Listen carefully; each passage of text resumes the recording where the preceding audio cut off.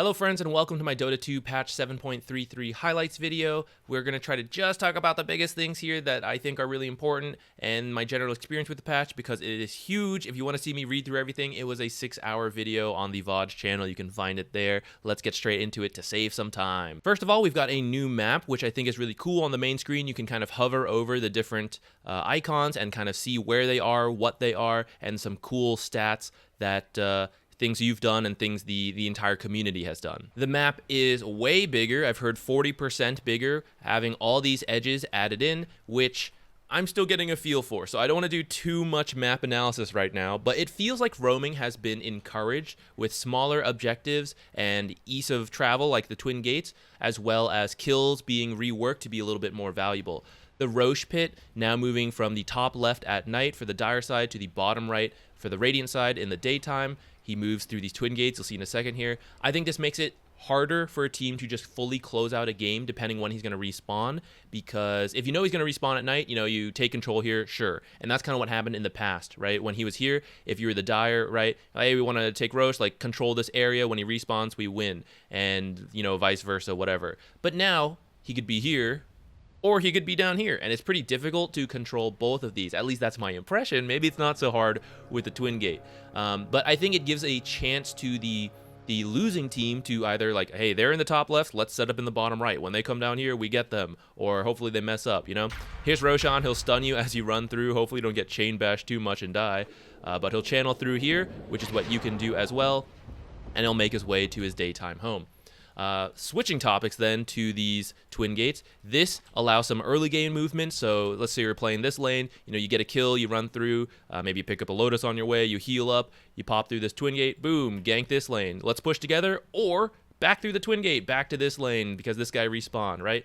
A lot of cool movements early game with the Twin Gates, allowing the side lanes to interact with each other. A lot of people have not fully done this yet because it's a new concept to all of us, but I think it's something we will see more going forward. It's something I'm trying to test more myself with some like mobile gankers. I haven't tried it yet, but Queen of Pain with blood grenades. Ooh, popping through lanes. Things like that I think could be pretty fun. In the past, it was really the mid lane and the side lane and the mid lane and this side lane that would interact. And if you wanted to interact side lane to side lane, you either had to run a really long way or spend your TP, which I'm sure you used to hear me say, like, now you can't protect your carry, try to walk there, right? Now you can Twin Gate, and if you're really needed, you could always TP back, but you can hopefully try to take a Twin Gate back as well. So early game movements, really cool, encouraged by things like the Watchers. So like before, it felt really bad to rotate mid, nothing happens. If you didn't have an observer, it's like, well, whatever, right? Like, what did you really do? And that's just the risk of it, right? But now the Watchers kind of reward you a little bit. So say I roam mid, it doesn't really work out, I activate this, the enemy team doesn't know. So now when I'm gone, I have some new vision here. The enemy team walks up, they think, oh shoot, they've got this, they see me. I was gonna come roam bottom, I was gonna jungle, now they know I'm here. They can deactivate it, sure, but you're getting that value. So it's now something you can do even without observers and sentries to reward that roaming. Same as the wisdom runes that spawn on these sides, like over here, every 7 minutes. So if you are roaming and you end up low on XP because of that, because you can't do the jungle camps along the way as you go, it felt bad when some mid laner would buy the tome that was level 8. Thanks, guys, that's awesome. But now it's not so easy for them. It's kind of out of the way, and it's more likely that whoever's roaming around getting these things done, losing XP, they're the ones more likely to get it. And if you can try to steal the enemies at 7 minutes over here. Grab this, TP back, grab yours. A big boost in XP for yourself. Maybe you don't want to TP, you just spend the time walking over, that's fine, sure. But it's a little objective for roamers to do, to try to either secure your own or steal the enemies. Same with like bounty runes, but now there's another one. Tormentors, not so much value to roamers alone, except to like set up vision. But the early one, I think you typically will need a team to do. There's a couple heroes who seem to be able to do it, but since it reflects, I think 70 or 80% of the damage back to you as magic, but it evenly spreads it. So if you have one hero, they might take like 3,000 damage, but if you have two heroes, it's like 1,500 each, and so forth. The more heroes you bring, that makes it a lot easier to pass the DPS check since it's healing 100 HP per second. So requires a team movement. It's really good to do. Like say at 20 minutes, you steal the enemies, you all rush to the Twin Gate, TP back, take your own or switch that order or TP, whatever, right?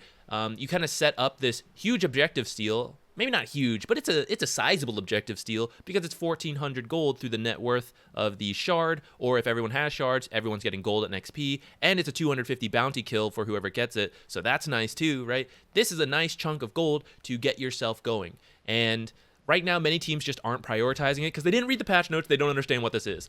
But once people start figuring it out, I think we'll see a lot more early fights at that 20-minute mark.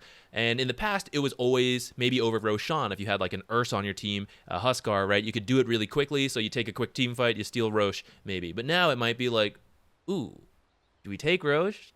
Do we take Tormentors? Do we take their Tormentor? Right? And the losing team, maybe they do one of the other objectives. They're like, they're taking our Tormentors.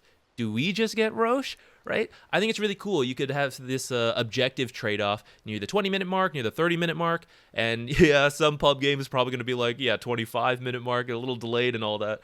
But the sooner you get it, the better, because it respawns after 10 minutes from when it was killed. So the sooner you start that cycle, the better. Finally, in terms of map movements and warding, I have no idea yet, guys. There's so many spots to ward, and they're good, right? They're not even like bad spots. There's so many. The map is so big. I have not figured out the best spots and where to put sentries and all that. And in fact, it feels difficult to have enough sentries to cover everywhere. So I've been buying an early gem to help me de-ward as I go, which I have found quite helpful. But I think as time develops, we'll have a better idea. And I think it's going to involve using sentries more strategically. Like, I want to play top, so I need to use my sentries there because frankly, I mean, look at the top part alone, right? How many sentries could you place in here? How many could you place in this lower half, right? That's just 1/4 of the map now. So I think it's not going to be as easy to kind of cover multiple parts of the map with sentries. You're only going to be able to cover like very important places or one section that you want to play, maybe a little more than that. But that's my feeling right now. And then the gem goes up in value a lot so that you can find all these random spots as you walk through our massive new map. Now, the farming patterns, I don't know. It's good for supports to know farming patterns as well because that's where we want to go to kill people. But I don't know. There's so many new jungle camps on the sides. That seems to make it pretty valuable. You can do rotations like in the off lane, Ancient, hard camp, push out the lane, back, Ancient, lane, Ancient's hard camp, mix some stacks in there. So this part of the map seems good. So does this part, right? You kind of do the same thing. You cycle through all these camps, you come back through these camps, you push out your lane, vice versa, this way, that way, whatever. There's so many different things you could do. The mid lane actually seems to have lost some value in that sense because there seems to be so much going on at the edges of the maps. The mid became a little less important at first for now. That's my impression, but that might change a little later on. But they still have the power runes, which are still very important to speed up the mid heroes. But it feels like if you lose the mid tower, sure, you kind of lose these jungle control a little bit, but you still have like kind of your side jungles, or you sneak to the enemy side jungles, right? So it feels like there's a little less importance on the mid tower, which I think is actually kind of nice because this was such an important tower for a very long time due to Roche control and jungle control.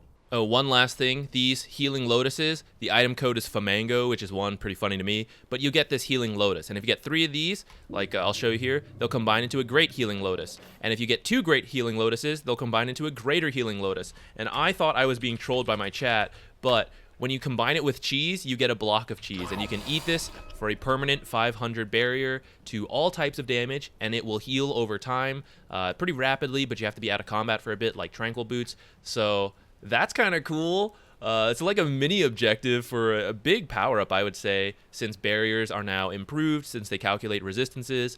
But it's not easy to get 18 healing lotuses. They only spawn every 3 minutes, right? So you're going to have to do a combination of stealing it from the enemies and your own to get it a little bit earlier in the game. But also, they're pretty good to use in the early game, like either if you just have 1 charge or maybe get up to 3, right? It's like a burst heal and mana, so they can be pretty good in their own way. So I'll be curious to see what the play is going forward. Like, does every team try to save up for a block of cheese, or is it better just to use early? I guess we'll find out. Moving on from the giant new map, we have a new hero attribute type. That's pretty cool. It's called Universal. It's a combination of all the others. So instead of getting 1 damage for every point of intelligence, if you're an intelligence hero, you get 0.6 damage for every attribute. I don't fully know how this is going to play out quite yet, whether it's a buff or a nerf or, maybe it's just different. One benefit to them that I have seen is that in the beginning of the game, your iron branches are worth more, 1.8 damage, and you still get like the HP and the HP regen, mana, all that from the regular attributes, but you just get more damage. So that might allow them to have stronger laning stages with this early damage. I don't know how that translates into the mid and late game fully yet. So, right now, honestly, you may not notice too much of a difference. People will figure that out as time goes, I'm sure. BKB also got reworked. I won't fully go into it here because it's a little hard to explain. But essentially, if you think about your last patch and patches before that, BKB, why isn't my core building BKB? We lose the game now. I built BKB one item too late. I lose now, right? BKB was so important because crowd control was so important. You could get chain stun for like 10 seconds in this game. But now, a lot of crowd control got reduced, and BKB got reduced. What I think this will do long-term is, it may need some adjusting, but let's make the mandatory BKB less mandatory, and now we might actually see some other builds, like status-resistant builds, or just super tank builds and, like, just stun me for 7 seconds. I don't care. It's not 10 seconds. I'll live. And then I'll, do whatever. I'll pop my worst BKB now. I think it's opening up the path for other options that don't require BKB in every single core build, but may need some work from there. So I think it's cool, and it still has its place, right? I still see it being bought a lot. It still seems powerful when you have it, but I see some weaknesses now, and it feels a little better, especially if you were very spell reliant. It doesn't feel like, okay, I'm just useless for the next like 5 fights until their BKB charges go down because there's literally nothing I can do. It feels like there's a bit more play here, and it feels more fun to me. Neutral items got reworked. We don't have to talk about this too much, but essentially you get a token and you get to pick from 5 random items. The items are unique to each player. You cannot share items, so be careful what you choose. You can't repick either. Pick the best item for yourself and then just keep it until the next token. Neutral creeps are a little more powerful in the late game, so this might actually make a couple summons heroes better because these creeps will be more valuable to use. And then the kill formula getting reworked. This makes the ganks more important and more worth your time. We kind of mentioned this earlier, but lane creeps also got a little less gold from the scaling, so it feels less bad to like leave your lane and go attempt a gank, and it feels more rewarding if you successfully do so. There were a ton of hero changes. Valve even went out of their way to highlight a couple of the biggest changes here. So like Muerta, Clinks. Again, I'm not going to read through these too much because we're still at the very start of the patch when we might spend like 5 minutes talking about this and then it gets changed again. So I'm not going to worry too much about it. Many of these are just new abilities, but there's some cool ones. Like Arc Warden apparently has a different set of skills on his Tempest, depending whether he is on the Dire or Radiant, or like he and his Tempest switch ability. And that is cool. I don't fully know how it plays out quite yet. Ogre Magi, now a strength hero, cannot gain intelligence, can't even buy intelligence. Really funny, gets mana and mana regen from strength. Very cool, unique change, I think. Medusa, no strength, but she can buy strength. Her shield is just better, and she's more of like this mana hero through survivability. I really like when there's these really unique elements in our game. I think it's why we like Dota, and so they're adding a couple in here like through that. Items real quick. Blood Grenade is very underutilized in pubs. I think it's super good, and I saw pros using it a lot more today, so I think that's gonna get people on the same page. Buy one at the start of the game. Just go for first blood. Bring like 3 people with you. You don't even need that many, but like just rush to a rune, find someone, blood grenade them. They're gonna be hit with the slow and the damage, and you'll just finish them off with right clicks and spells. This also helps with early kills with the roaming, because if you think about it, the early game, you don't have boots, you don't have blink, right? That gap closing's tough. Maybe you don't have the full damage. This Blood Grenade helps with that. It has a 900 cast range, so you can use it as a gap closer, hit them with that slow, and that gives you time to catch up and use the remainder of your spells or whatever you need to do to get a kill. So I've been using it a lot. I've been getting a lot of kills with this. Be careful, don't just throw it out, because it's a consumable. It costs you money and health, but if you pick the right time to use it, you can pick up a kill and be rewarded for it and get more money than you spent on this. Pavis seems like a cool support item versus physical damage lineups. You'll have some armor for yourself, as well as a physical barrier to use on yourself or an ally to make them tankier. Phylactery is a cool spell item. I haven't seen like how good or bad it is yet. I've seen a lot of people trying it out, but it adds in some extra damage and slow on your target spells. Harpoon is a Echo Saber upgrade, it allows you to target someone and pull yourselves together. So it's really good for melee heroes, which got kited a lot. And it is a upgrade to the Echo Saber, which felt good in the early game, but really dropped off. Along that line, Disperser is an upgrade to Diffusal. The main change here, besides some improved stats, is this active that it gets. So you can use it as a slow on the enemy. That part's about the same as Diffusal, but you can now use it on yourself or an ally, and you have that basic Dispel that old Diffusal upgrade had, and you actually get a movement speed increase as well as become unslowable. And I think that's really good for melee heroes who liked to build the Diffusal, because one, the Dispel, you can remove whatever from yourself, really good for invis heroes like Ricky, or you always got kited, right? And so now you can either aggressively slow the enemy or unslow yourself, speed yourself up, and chase someone or run away, depending what you need. Some new neutrals. I won't talk about everything here, but some do seem really good. Vindicator's Axe seems good with like Mask of Madness for cores. Dandelion Amulet seems really good for supports to help us prevent just being like nuked by people. This seems good for like tank supports as well. There were some matchmaking changes. I'll just brush through this because in the end it doesn't really affect most people. But we're now on a Glyco system rating instead of ELO. It's going to be a different way to calculate MMR that they hope is going to be more accurate, because they felt like there were some issues in the 0 to 1000 MMR range. So you might notice your MMR shoot up or not, and you'll have to kind of recalibrate here. There's something called rank confidence. The more you play, the system feels more confident with where it's placed you. And if you haven't played a lot, it's like, I don't know if this is right. So the more you play it, you'll see that go up, and your ELO, or your MMR will change. Instead of just plus or minus 30, it will kind of calculate it. So if it thinks the odds are stacked against you and you win, tons of MMR, and a minimal loss if you lose. So it feels a little better when you get those uneven games. We had that system before. It's kind of back. They're hoping this system is better. I'm sure it'll still get some tweaks.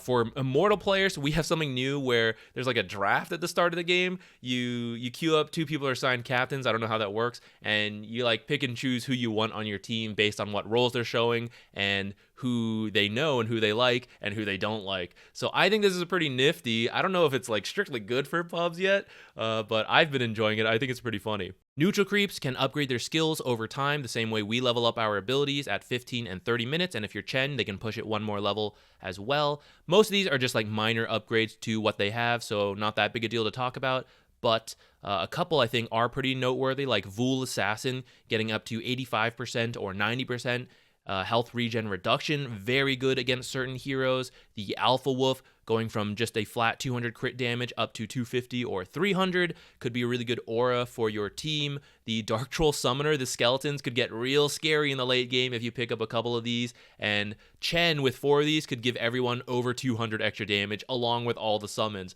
So that could be wild. The Satyr Mindstealers could end up burning off quite a lot of mana if you're a high int hero, 300 or 400%. So lots of cool things here with the neutrals. Buff to Chen for sure. Enchantress, Helmdom builders. We will see some creative use going forward, I'm sure. A lot of consumable regen got nerfed by having a stock limit. This means you can't build 8 mangoes at the beginning of the game. You can only buy 4, and no one else on your team is going to get any until 2 minutes pass and another mango enters the stock. I think the goal of this change is to make harass in the laning stage a little bit more meaningful. In the past, there were some heroes who, spent a lot of mana trying to harass you, and you'd be like, haha, I'm just ferrying out salves and tangos, which are more cost effective, so I don't care what you're doing. But now it hurts a bit more. You can do it a little bit because there are stocks that begin to replenish as the game begins, but if you have to do that too many times, if all the lanes are getting harassed, right, they're going to get punished for it and not be able to buy enough regen. So I think this makes strong lanes a little more rewarding, but it also makes it a little easier to leave the offlaner or the carry alone potentially. Let's talk about the offlaner because that was what happened in the past.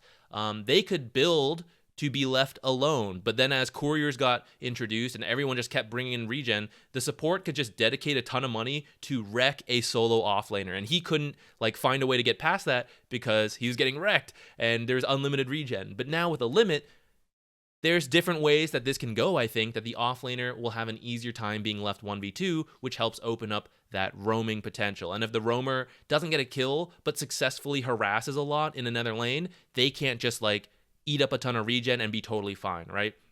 So I do think we're going to have to be more careful with the trades we take, and if you're good at identifying trades or roaming and taking good trades, right, I think it's going to feel more valuable. Maybe not right up front, you don't see it happen immediately, but over the course of the next couple minutes as the regen game like really comes into play, I think then you will see it. Dust got a nice quality of life buff, so it creates this persistent field, and that makes it so you can't just miss a Ricky who just used Tricks of Trade and you're like, oh, it's 30-second cooldown, right? That felt really bad. He's going to exit that Tricks of Trade, enter this persisting field that lasts for 12 seconds, and he'll be hit by Dust. As long as he's in the field, he's revealed, and once the field dies or he leaves the field, 8 seconds more, just like Dust had that lingering vision anyways, that is still there. So very nice for Dust, just the way you use it already, but now I think it creates this like zone in team fights and a temporary zone as well, so that you don't have to put sentries for like little fights. Like say a team fight broke out, like, okay, I gotta place these sentries, now I can't use them for dewarding. Now you can kind of dust a certain area, and you know, like, we're safe here from the Clinks, from the Ricky, whatever, and once the fight is over after 12 seconds, or maybe you need the second one, like CSGO, it's like, okay, your turn to, like, put the smoke down, right? So the second support, the other core or something, you put the smokes you need, the dust you need for the fight, and then once it's over, you leave, you buy more dust, but you don't leave like a bunch of sentries there in a place that you don't really need them, but you needed them for the fight. Hood of Defiance got removed. F in the chat. I don't fully know why. It was a temporary item for a lot of people. They would buy it just to tank up and be okay, and maybe Valve didn't like that. They wanted people to commit, like keep to the cloak for the basic regen, or go for the full like upgraded item, but a lot of people sat on Hood of Defiance and didn't go further than that. I'm not completely sure on the logic for removing it, but I'm kind of okay with it. I do think magic barriers are stronger now because they calculate the magic resistance, so maybe having Hood would have been too powerful without having to upgrade it like all the way to Pipe of Insight. Blink Dagger got this change. You might be confused by it. It's very specific to Tinker. It means he used to take damage, and then if it's in the middle of his rearm, as soon as rearm ends, the blink got refreshed and he could blink out of stuff. But now it's muted. So even if he rearms, the mute, that doesn't change. And he still has to wait 3 seconds after taking damage to be able to use blink. This will not affect almost every other hero. There are niche situations where a hero had like Refresher Orb or Refresher Shard, and yes, they could pop it and then use a Blink Dagger out. But in the majority of cases, this will not matter to any other hero but Tinker. Rejoice. Battle Fury using Cornucopia instead of Ring of Health and then Voidstone, I think is good for people trying to punish those greedy builds. I'm not fully sure, but a lot of carries will build a Ring of Health, 800 gold, now only 700, so easier to get to, and they would use it to survive through the laning stage and then build the rest of their Battle Fury. But now they have to save up to 1200 gold to get the Cornucopia, which does provide that HP regen, and in that time, that extra gold they have to get to for this Cornucopia, about 400, they could be punished a little harder, and you have more time to like wreck their laning stage before they pick this up, and then their laning stage stabilizes. Crimson Guard got a buff to now factor in the strength of the caster. I think this will help this item scale into the mid to late game. I don't know how mandatory it is yet, but it will be even better versus summons and illusions, and might be, you know, pretty decent in even a game without those. Dagon seems unironically better on certain heroes. Maybe not so much of a meme, it's marginally cheaper, but the stats are better, so it's all attributes, possibly good on universal heroes, and also provides some spell lifesteal and a heal when you use it. So it has a little bit more use than just like a kill steal stick. We might actually see this. I've already seen it a little bit on a hero like Necrophos, and it seemed pretty good. Glimmer Cape is now a magic barrier. I think that's better than the magic resistance because you had to be invis to get that magic resistance. Now you can use it on a carry, and they can just fight, and they still get the benefits, as well as this extra movement speed, which is pretty good. And there's still the invisibility if you want that and need that. For us supports who are just running away for our lives, right? We're not standing and fighting. We still get the invis and this move speed to get out. So I think this is a buff to the Glimmer Cape. Meteor Hammer got nerfed a bit. It was very popular last patch. I think it's still going to be good for taking towers and pushing towers, or like taking all these jungle camps that are now spread out everywhere. But chain killing people with the chain stun, not so good anymore. You might still see it on certain heroes, but not everyone. And then the urn got a nice change. Now when you die, you get 1 charge. It felt really bad to build an urn and then start having a bad game. It felt like a dead item because of that. The stats were no good. You had to have charges for the active. So this gives you more consistency. If you get it, have a couple like bad deaths, you lose all your charges, you'll get another one. Very good for someone like Invoker who needs it for his combo. And then another F in chat for Wraith Pact.